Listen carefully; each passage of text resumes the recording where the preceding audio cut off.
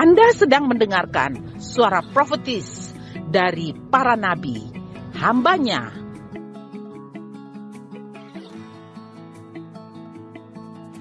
Dengarkanlah dan lakukanlah perintah Tuhan melalui para nabi, maka engkau akan berhasil. Selamat mendengarkan. Baik, hari ini Tuhan ingin memesankan kepada kita satu tema untuk menyongsong perenungan-perenungan kita tentang pengorbanan Kristus, yakni mahkota duri adalah pesan kasih yang radikal. Sama-sama kita ucapkan, mahkota duri, pesan kasih yang radikal. Puji Tuhan, saudara yang dikasihi Tuhan, umat Tuhan, hari ini kita merenungkan sebuah simbol yang sangat kuat dalam kisah penyaliban. Kisah penyaliban Yesus yaitu simbolnya mahkota duri. Saya ingin mengingatkan kita, mengingatkan hati dan pikiran kita tentang satu hal yang sering kita dengar, tapi jarang kita rasakan, yaitu mahkota duri di kepala Yesus. Mari kita bangkit berdiri lagi, kita akan baca Matius 27 ayat 29. Baik, kita baca Matius 27 ayat 29. 1, 2, 3. Silakan duduk Bapak Ibu. Bapak Ibu membayangkan mahkota duri di kepala Yesus, bukan mahkota emas,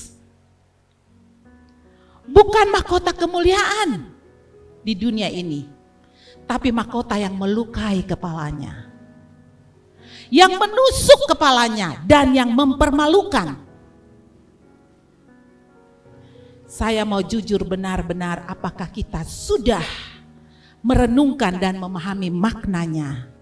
Bayangkan firman Tuhan berkata bahwa mereka sudah menganyam, mereka mengolok-olok lagi, mereka taruh di kepala lagi, baru mereka mengolok-olok, inilah raja orang Yahudi. Padahal bukan mahkota emas, bukan mahkota yang bertata berlian seperti putri raja atau ratu di istana, tetapi mahkota yang sangat menyakitkan. Mungkin kita hanya tahu ceritanya, tetapi kita belum mengalami kuasanya. Hari ini biarlah kita dibangunkan kembali. Mahkota biasanya berbicara tentang kemuliaan, benar ya Bapak Ibu, kehormatan dan kemenangan. Tetapi Yesus menerima mahkota yang berbeda. Ya kan, kalau kita tahu ada dianugerahkan mahkota bagi putri Indonesia atau putri bunga gitu kan, itu satu kehormatan yang luar biasa. Biasanya dibuat satu event yang hebat.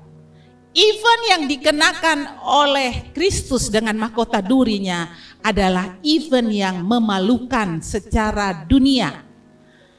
Dia tidak memakai mahkota kehormatan dan kemegahan dan kemenangan, tapi Yesus menerima mahkota yang berbeda, yang menusuk, melukai dan mempermalukan. Pertanyaannya, mengapa Yesus memakai mahkota duri? Kenapa dalam karya salib, dalam karya penebusan, dia harus memakai mahkota duri? Apakah ini hanya bagian dari penderitaan fisik? Atau pesan yang lebih dalam tentang kita, umat tebusannya? Baik, hari ini kita melihat bahwa mahkota duri bukan sekedar penderitaan, tetapi sebuah pesan kasih yang radikal. Bisa sama-sama katakan, pesan kasih yang radikal. Kita baca firman Tuhan dalam Roma 5 ayat yang ke-8. 1, 2, 3. Akan tetapi Allah menunjukkan kasih-Nya kepada kita oleh karena Kristus telah mati untuk kita ketika kita masih berdosa. Jadi bukan tunggu kita baik dulu, bukan tunggu kita sudah hebat dulu, bukan. Kasih itu datang lebih dahulu sebelum kita baik, sebelum kita hebat. Dengar ini baik-baik umat Tuhan, Yesus tidak hanya mati dan menderita sebelum, Yesus tidak hanya mati, ia menderita sebelum mati. Jadi sebelum dia mati, puncaknya di kayu salib, dia menderita dahulu. Yesus menderita dahulu. Mahkota duri dulu dipakai di kepalanya. Mahkota itu menekan kepalanya, melukai kulitnya, dan darah mengalir dari wajahnya. Tetapi apa yang dilakukan Yesus? Ia diam saja. Dia tidak membalas. Kenapa? Karena kasihnya bukan kasih yang biasa.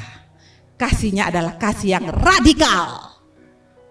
Kita lihat saudara-saudara kita, saudara-saudara sepupu kita yang punya kasih radikal. Pendeta dipotong, gereja dibakar. Kenapa? Mereka menunjukkan kasih yang radikal kepada Allah yang mereka sembah. Yesus menunjukkan kasih yang radikal kepada kita dengan menghancurkan batok kepalanya. Saudara, kalau kita lihat di gambar bagaimana darah yang mengalir di mukanya, itu sudah dia derita sebelum dia puncaknya disalib. Kasihnya berkata, aku tetap mengasihi kamu walaupun kamu berdosa. Aku tetap mengasihi kamu walaupun kamu tidak memilih aku. Aku tetap memilih kamu saat kamu jatuh. Aku tetap setia kepada kamu saat kamu tidak setia. Alkitab berkata, Allah itu setia walaupun kita tidak setia. Dia menunggu kita. Dia selalu mengetuk di muka pintu bagi kita. Dia berkata, lihat aku berdiri di muka pintu dan mengetuk. Saudara, kita datang ibadah karena kita punya janji di mana Tuhan ada di depan kita. Tapi kalau kita tidak mengalami dan bertemu Tuhan dalam ibadah kita, mungkin kita izinkan dia tetap mengetuk di pintu hati kita. Dan dia akan terus mengetuk. Dia akan terus mengetuk dan tidak mengeluh. Dia tidak mengeluh, dia akan tunggu. Kalau saya ketuk, saya mengeluh. Saya pergi ke rumah mama saya, ada pembantu baru. Saya mengetuk pintu, dia lihat dari kaca, dia bilang maaf tidak bisa buka. Saya bilang saya anak ibu, anak yang besar, anak yang sulung. Dia bilang saya tidak kenal jadi tidak bisa buka. Jadi saya tidak tahan lagi, saya pulang saja. Tetapi Yesus tidak seperti saya. Walaupun kita bilang maaf Yesus saya sibuk, maaf Yesus saya punya banyak urusan, Yesus tetap berdiri dan mengetuk. Itulah kasih radikalnya dia. Saudara, kalau hari ini kita masih berbicara, kita masih bernafas, kita masih bisa datang beribadah, itu karena kasih radikal yang belum henti bekerja dalam hidup kita. Mari saya minta kita meredupkan lampu dan kita akan mendengarkan suatu lagu, Ku Tak Mampu Memahami Kasih Setia Tuhan. Sambil saudara merenungkan dan saudara berdoa kepada Tuhan dalam keheningan. Haleluya Tuhan.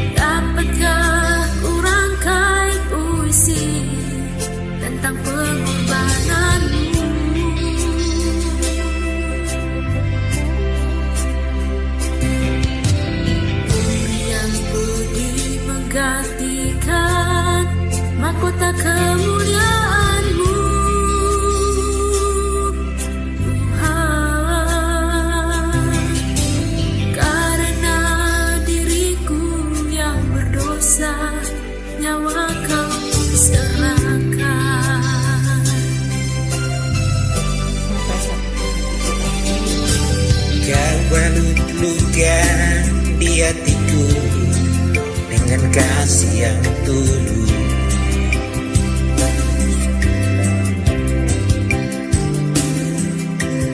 Dosa yang merasuk kau basuh dengan darah-Mu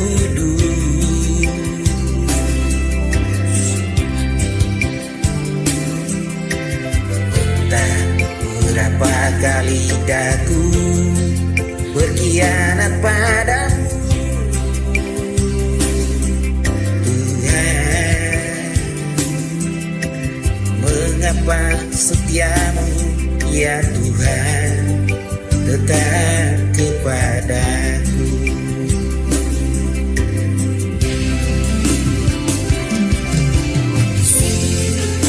Tak mampu memahami kasih dan setiamu, ya Tuhan.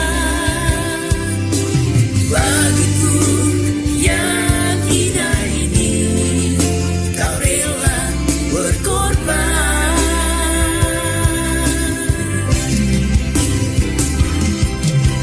Dapatkah ku sanggup membalas kasih dan setiamu,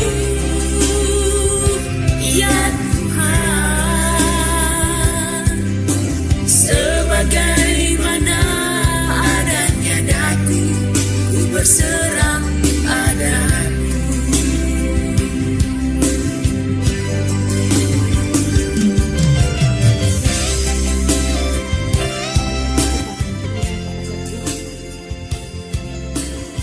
Kasih yang radikal yang Tuhan berikan kepada kita.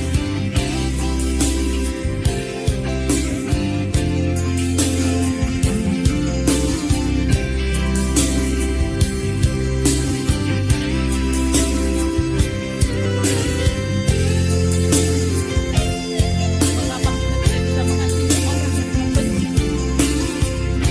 Mengapa kita tidak bisa mengasihi mereka yang menyakiti? Padahal Yesus melakukan itu. Kita pun wajib mengasihi mereka yang menyakiti.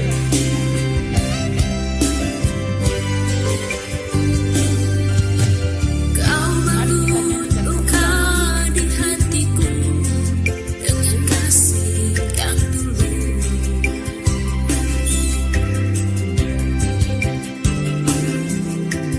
Dosa yang merasuk Kau basuh dengan darah-Mu kudus.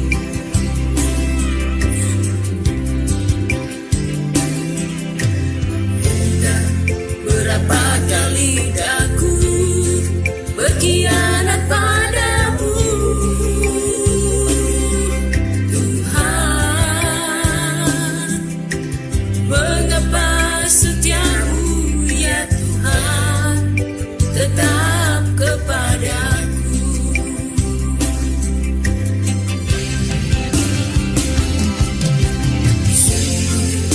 Tak mampu memahami kasih dan setiamu,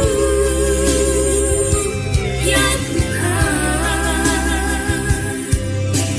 Bagiku yang hina ini, Kau rela berkorban.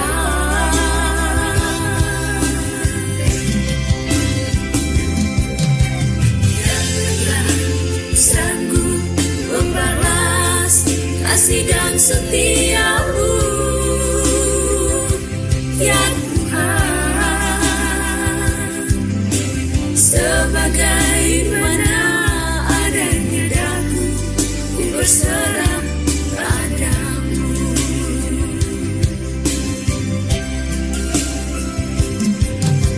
Sebagaimana adanya daku, ku berserah padamu.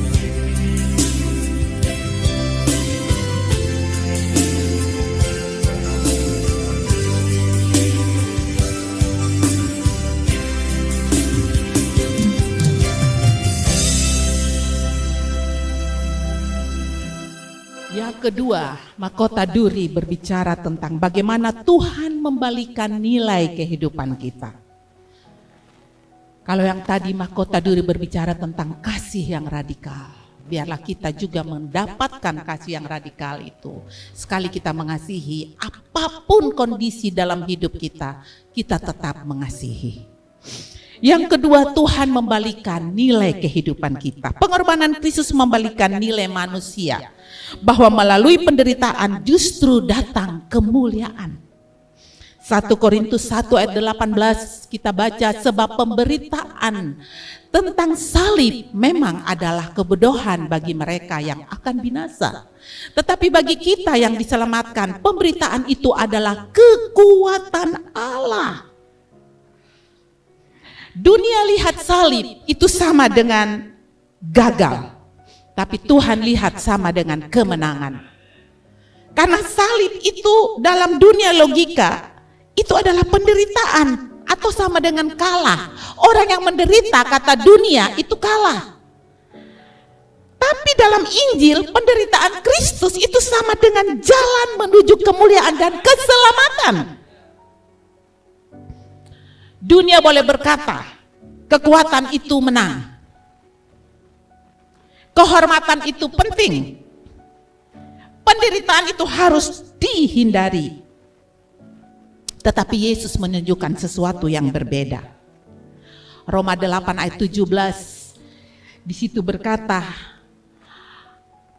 dan jika kita adalah anak, maka kita juga adalah ahli waris. Maksudnya orang-orang yang berhak menerima janji-janji Allah, yang akan menerimanya bersama-sama dengan Kristus. Ini yang penting di sini Bapak Ibu. Jangan ingat janji Allah aja, tetapi janji itu akan diterima jika, sekali lagi jika kita menderita bersama-sama dengan Dia, supaya kita juga dipermuliakan bersama-sama dengan Dia. Jadi jalan Kristus itu mestinya jadi pola hidup orang percaya. Kalau orang percaya tidak mau dibentuk, orang percaya tidak mau menderita, orang percaya tidak mau mengasihi, berarti kita tidak pernah ikut polanya Kristus. Kita suka tersinggung, kita merasa kita berharga, kita merasa kita punya hak, kita merasa kita ini anak yang besar harus dihargai. Saya bertobat, tidak Tuhan. Saya mau ikut polanya Kristus. Jalan di dalam penderitaan. Kenapa? Karena di ujungnya ada kemuliaan.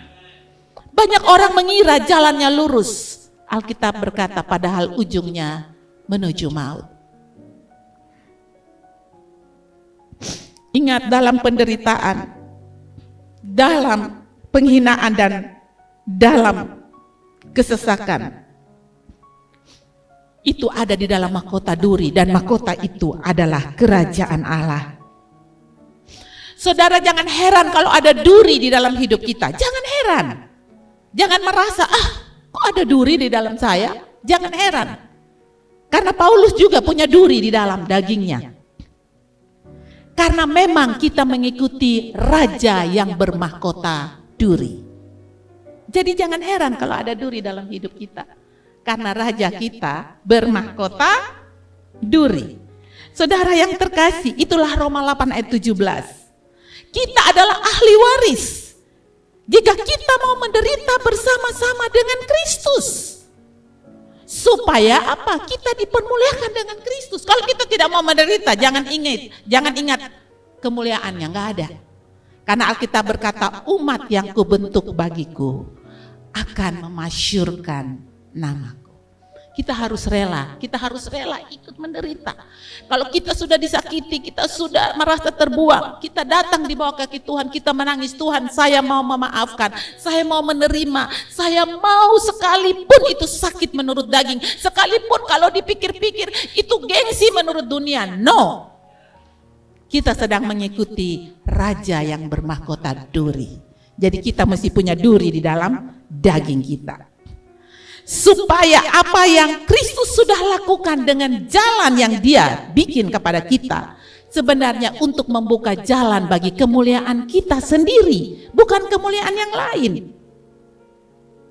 Biarlah kita tahu bahwa itulah jaminan bahwa kita dibuat Tuhan dibalikan keadaan kita. Dulu tidak mulia karena ikut Tuhan kita mulia.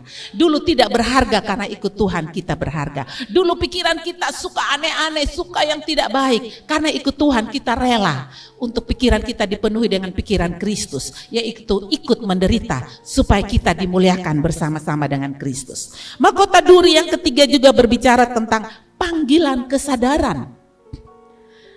Hari ini Tuhan mau kita umat Tuhan sadar akan mahkota duri yang ada di kepalanya.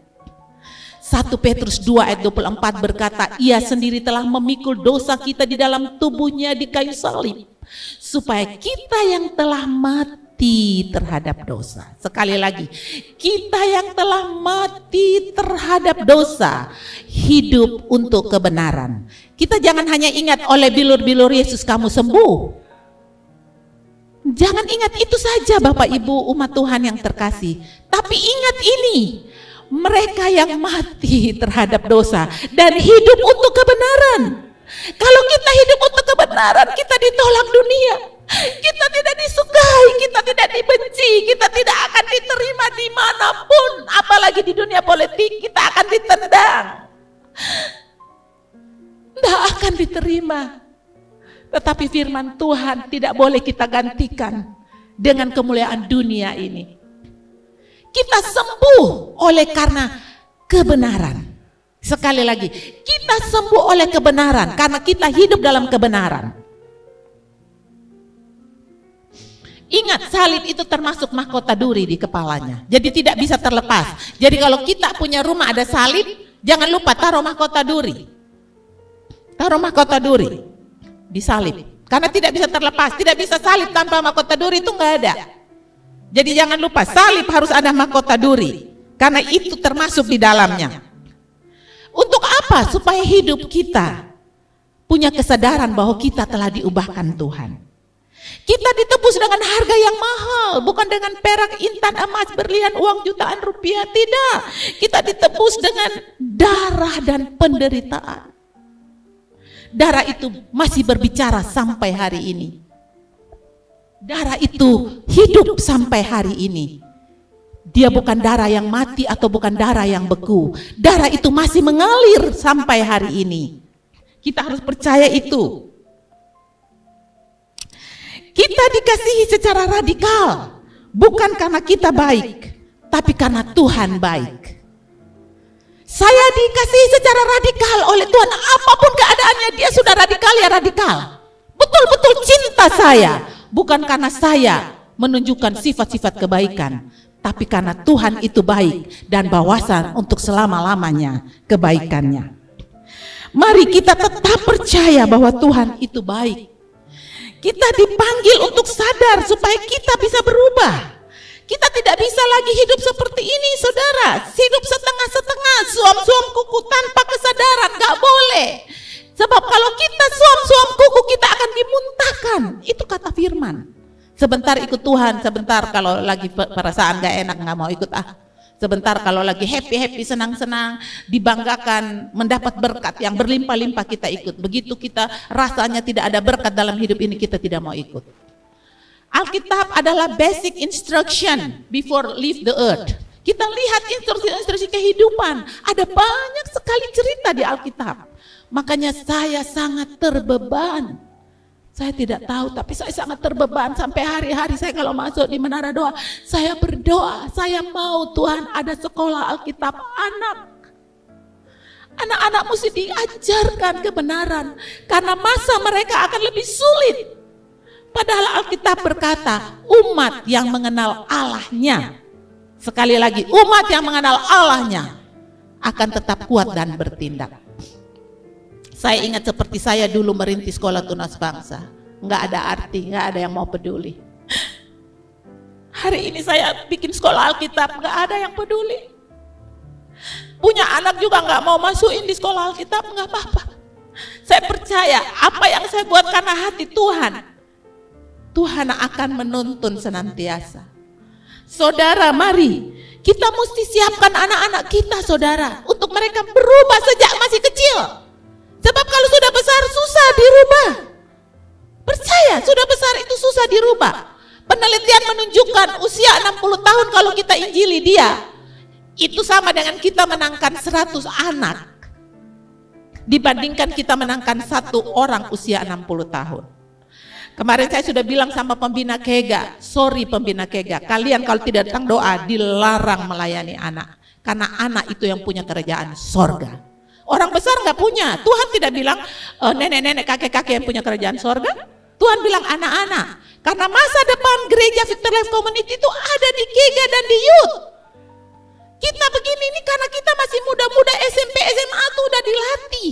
Dimuridkan sama pembina-pembina yang sudah mendahului kita. Salah satunya Pak Yeremia Rim, saya masih SMA di Surabaya, di Embong Kenongo 22, kita digembleng habis-habisan. Yang terlambat berdiri di luar. Kita pernah juga bikin ISC di sini. Tepat waktu semua-semua. Bapak Ibu, mari kita dipanggil untuk berubah. Kenapa? Karena suatu hari kita akan mahkota kemuliaan ada di kepala kita. Bukan mahkota duri, tapi mahkota kemuliaan. Bayangkan Yesus sedang berdiri di depan saudara. Coba saudara bayangkan. Dengan mahkota duri di kepalanya, darah mengalir, tapi dia tidak marah. Dia tidak juga menuntut. Dia hanya berkata dengan lembut, "Aku lakukan ini untukmu." Itu aja yang dia ngomong. Apakah kamu mau datang kepadaku, saudara? Apakah kita masih mau diam, tidak membuka hati kita? Apakah kita masih mau menolak Tuhan dengan kehebatan kita? Alkitab berkata, tidak tahukah kamu bahwa tubuhmu adalah bait Allah dan roh Allah diam di dalammu. Barang siapa yang menghancurkan bait Allah, aku akan menghancurkan dia. Masihkah kita tidak mau berubah? Roma 8:17 tadi berkata kita adalah ahli waris, yaitu jika kita menderita bersama-sama dengan dia. Hari ini Tuhan mau kita sadar. Hari ini Tuhan mau kita berkata kepada Tuhan, ya Tuhan, saya mau ikut Tuhan.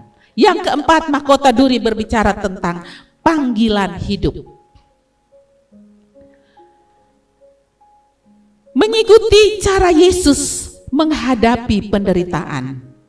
1 Petrus 2 ayat 21 berkata, sebab untuk itulah kamu dipanggil. Sekali lagi, sebab untuk itulah kamu dipanggil.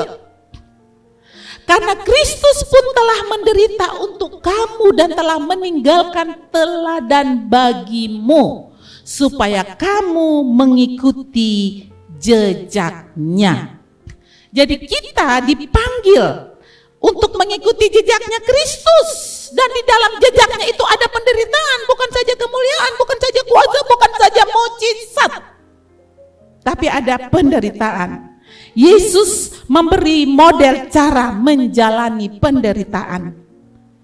Dia menerima mereka yang menolaknya. Dia tidak menolak. Kita akan sadar jika kita melihat pengorbanan Yesus bagi kita. Pengorbanan Kristus membangkitkan kesadaran hidup kita. Karena mengikut Yesus itu berarti kita menghadapi duri dalam hidup kita. Coba bilang kanan kiri, ikut Yesus berarti hadapi duri. Jalan kita penuh duri. Bisa saja berupa masalah dalam keluarga, masalah dalam pekerjaan, masalah dalam komunitas di mana kita ada. Bisa saja berupa penolakan-penolakan untuk kita.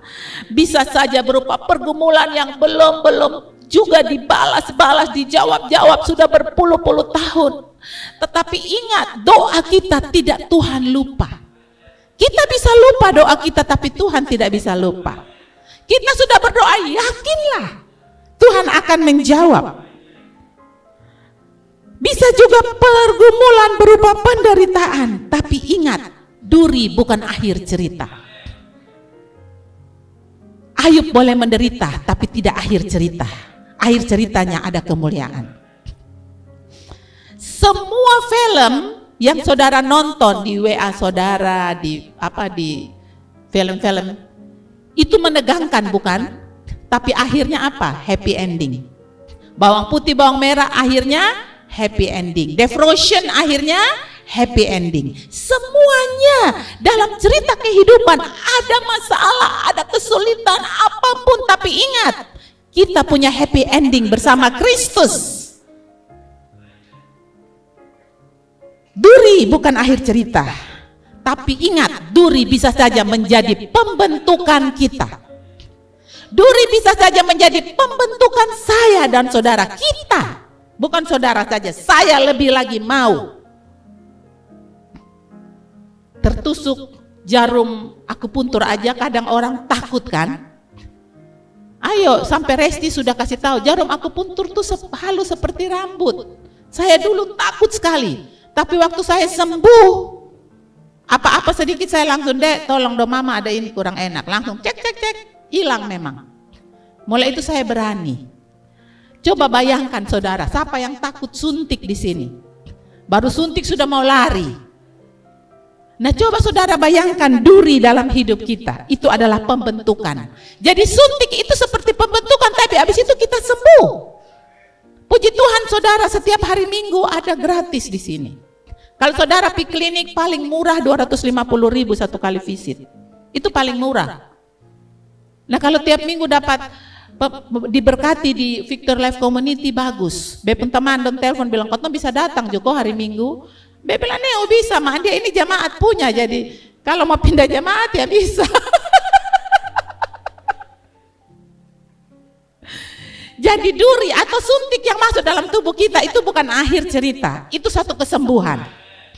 Duri melambangkan kesembuhan. Matius 16 ayat 25 berkata, barang siapa mau menyelamatkan nyawanya, ia akan kehilangan nyawanya. Tetapi barang siapa kehilangan nyawanya karena aku, ia akan memperolehnya. Kehilangan justru jadi kemenangan.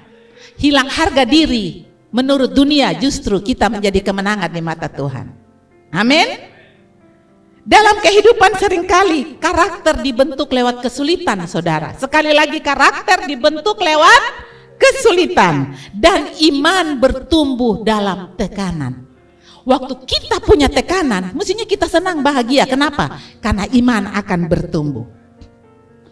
Dalam pikiran psikologi, penderitaan bisa menghancurkan atau membentuk, tergantung bagaimana kita memaknainya. Itu pikiran psikologi, ahli-ahli psikologi berkata demikian. Tapi Kristus sudah berkata di dalam firman-Nya, barang siapa rela kehilangan nyawanya karena aku, dia akan mendapatkannya. Jadi rela kehilangan nyawa itu bukan konyol-konyol, saudara. Tapi percaya Yesus telah menjadi model untuk dibentuk. Saya juga mau. Saya juga mau. Kalau Yesus mengampuni saya dengan radikal, saya juga mau mengampuni orang yang bersalah dengan radikal. Mungkin salah pengertian, mungkin salah bicara, mungkin salah apa saja. Tidak sebanding dengan pengorbanan Kristus bagi kita. Yesus memberi kita cara melihat penderitaan, bukan sebagai hukuman, tetapi sebagai rencana penebusan. Amin. Yesus juga menunjukkan tujuan di balik penderitaan. Ibrani 12 ayat 2 berkata, marilah kita melakukannya dengan mata yang tertuju kepada Yesus, yang memimpin kita dalam iman dan yang membawa iman kita kepada kesempurnaan, yang dengan mengabaikan kehinaan, sekali lagi, yang dengan mengabaikan kehinaan, tekun memikul salib ganti sukacita yang disediakan bagi dia yang sekarang duduk di sebelah kanan Allah. Jadi Yesus melihat penderitaan itu melampauinya karena apa? Ada tujuan, yaitu takhta Allah.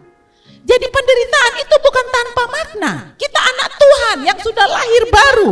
Kita harus tahu bahwa penderitaan itu ada maknanya. Lukas 24 ayat 26 berkata, bukankah Mesias harus menderita semuanya itu untuk masuk dalam kemuliaannya? Itulah sebabnya bukankah kita ditolak, dihina oleh dunia, tidak disukai oleh dunia, diejek-ejek untuk masuk dalam kemuliaannya. Umat Tuhan, bayangkan sejenak. Bayangkan lagi bahwa seorang raja bukan dengan mahkota emas, tetapi mahkota duri di kepala. Yang menancap masuk menembus kepalanya. Dan setiap duri itu menusuk dalam sekali. Melukai, merobek kulitnya. Bukan karena dia yang bersalah, tetapi karena kasih yang radikal. Kasih yang tidak masuk di akal.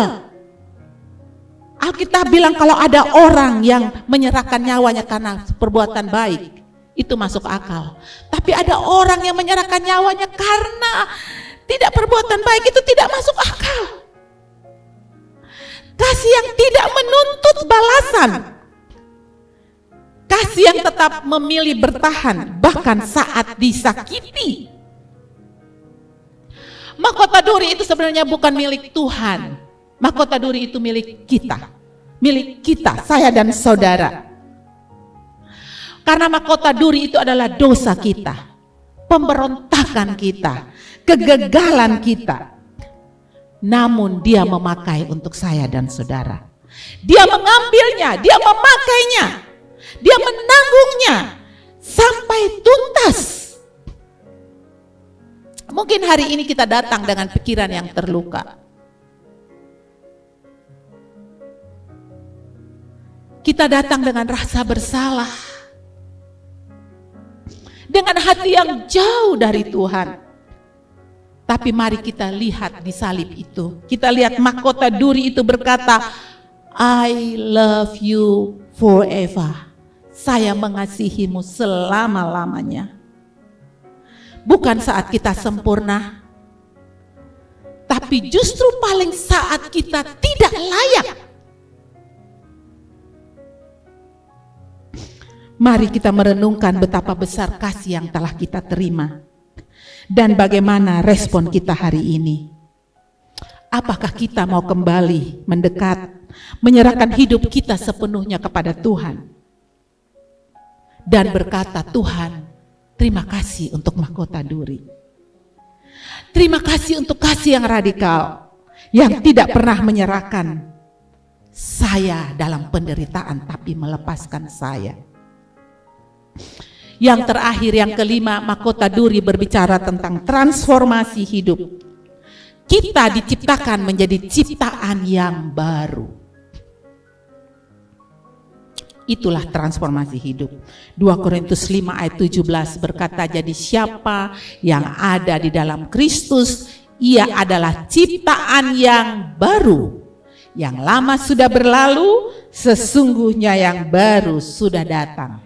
Jadi siapa itu masing-masing nama kita. Jadi Melchior yang ada di dalam Kristus adalah ciptaan yang baru. Ada transformasi total. Identitas lama berubah. Dulu suka sombong, dulu angku, dulu paling mau menang sendiri, tidak mau kalah, paling hebat. Telah berubah menjadi bergantung kepada Tuhan, tidak bisa tanpa orang lain, membutuhkan saudara, kakak adik, tanpa kakak adik tidak bisa, dan lain-lain sebagainya. Kita bisa merenungkan sendiri, kita ini saling membutuhkan. Tuhan menciptakan manusia untuk saling membutuhkan. Tidak ada di bawah langit ini orang hebat, gak ada. Walaupun presiden dia membutuhkan menteri-menterinya. Nah kalau menteri-menterinya miring-miring, kita salahkan presiden. No. Presiden itu punya hati baik, presiden kita punya hati yang baik dan mulia. Tetapi menteri-menterinya yang mungkin saja berbelok salah. Tidak bisa saudara, tidak bisa. Ingat saudaraku, mahkota duri mengejarkan kepada kita bahwa kasih sejati mengubah hidup kita. Kita butuh orang lain, kita butuh teman. Kalau teman kita salah, ya udahlah ampuni, maafkan aja. Mengertilah dia memang begitu, orangnya suka atur-atur. Omong lain, kasih tahu lain di sini, kasih tahu lain di sana, atur-atur. Mengerti sesudah. Tak usah omong-omong nama di belakang, bilang dia orangnya begitu, kita doakan supaya dia terus bertumbuh dan dewasa dalam rohani. Karena kita ini diciptakan, kita menjadi satu komunitas keluarga untuk saling mencintai. Boleh kanan kiri lihat kok, mata jangan tertutup kok, boleh kiri lihat. I love you, bilang I love you saudaraku, I love you my husband, without you I can't do, I need you brother and sister. Ya, kita saling membutuhkan, tanpa saudara kita tidak bisa, kita tidak ada, kita tidak bisa, kita saling membutuhkan apapun keadaan kita. Ingat, identitas lama kita sudah berlalu. Jadi kita tidak bisa bilang, dari dulu begitu sah. Percaya tidak akan berubah. Karena firman Tuhan tidak akan gagal. Saya selalu lihat anak-anak saya, ponaan-ponaan saya, anak-anak sekolah tunas bangsa saya, orang-orang tua mengeluh, saya bilang saya tidak percaya. Saya percaya masa depan mereka sungguh ada dan harapan tidak hilang. Karena firman tidak akan gagal. Saya percaya mereka jadi kepala dan bukan ekor, mereka terus naik dan tidak turun. Justru mereka punya hidup akan memuliakan Tuhan. Melalui hidup mereka, mereka akan membawa banyak orang datang dan mengenal Kristus. Karena kasih sejati mengubah hidup. Kita sudah memahami bahwa kita dipanggil menjadi hidup yang baru. Saudara, di akhir perenungan kita ini, mari kita ingat selalu mahkota duri itu bukan hanya cerita, tapi itu bukti kasih yang radikal. Kita tidak hidup sia-sia, tapi kita hidup dalam ketaatan dan syukur. Kita sadar bahwa kita sering mengabaikan kasih Tuhan. Kita sering hidup sembarangan, kita sering menyakiti hati Tuhan. Kita bilang, Tuhan ampunilah saya. Kami percaya bahwa mahkota duri untuk kami. Hari ini kami menyerahkan hidup kami Tuhan. Kami mau berubah, kami mau hidup benar. Tolong kami Tuhan, kuatkan kami Tuhan, pimpin kami Tuhan. Mulai hari ini kami mau hidup bagi-Mu Tuhan. Rencana-Mu tidak pernah gagal dalam setiap kami. Kami yang sudah dipilih dan dipanggil untuk mengikuti jejak Tuhan, pasti kami semua akan keluar dari setiap duri-duri yang kami punya. Ada duri di dalam daging kami supaya kami belajar percaya kepada Tuhan. Terima kasih Bapa. Kami bersyukur untuk firman-Mu. Kami dibebaskan, kami diubahkan menjadi ciptaan yang baru. Yang lama sudah berlalu, dan hari ini kami menerima pengorbanan Kristus dengan mengucap syukur hidup yang baru dalam nama Yesus. Amin.